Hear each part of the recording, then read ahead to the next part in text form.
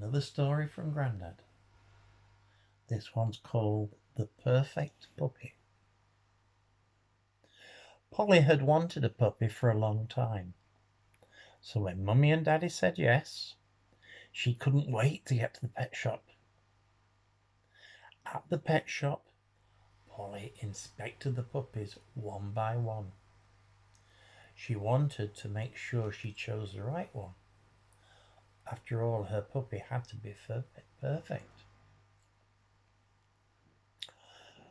"This one's too big," said Polly, pointing to a Great Dane. "And that one's too small," she pointed to a tiny Chihuahua. "How about this one?" said Mummy, stroking an Afghan hound. "Too hairy." "Well, how about this boxer?" said Daddy, tickling its pink tummy. "Not hairy enough." "Oh, this one's nice," said the shopkeeper, patting a poodle. "Too curly," Polly declared. Another puppy was too nosy. One was too noisy. Two were too quiet. And before long, there weren't many puppies left. Polly was about to give up when something soft rubbed against her leg. "Oh, perfect," she said, picking up a small bundle of black and white fur. What kind of puppy is it?" asked Daddy. "It's my puppy," said Polly. "It's a mongrel," said the shopkeeper. "I think it's part spaniel and part collie. We're not really sure." "I don't care what he is," said Polly. "He's just perfect. I'm going to call him Danny." Danny whined as he left the pet shop, and he whined all the way home. But he stopped whining when he saw the cat. Then he started barking instead. "He'll be okay once he gets used to us," said Mummy. Polly hoped he was right. In the afternoon, they took Danny for a walk in the park.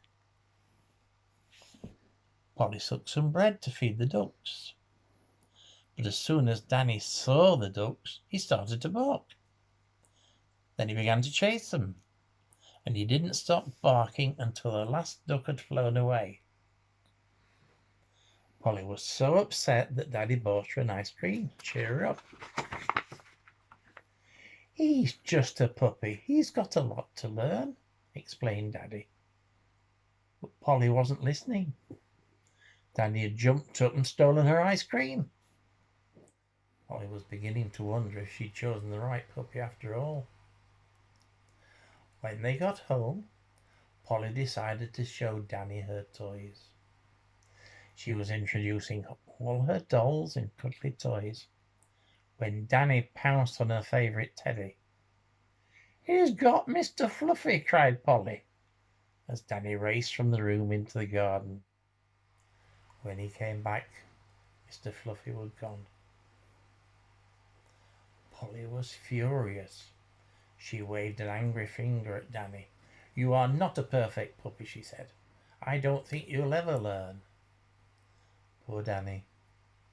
He hung his head and slunk away under the table, and he wouldn't come out again all evening.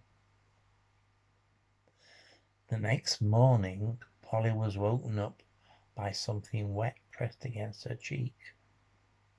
She opened her eyes to see what it was. It was Danny, wagging his tail, and in his mouth was Mr. Fluffy.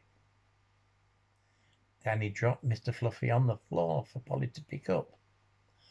"Good boy, Danny," laughed Polly, tickling his ears.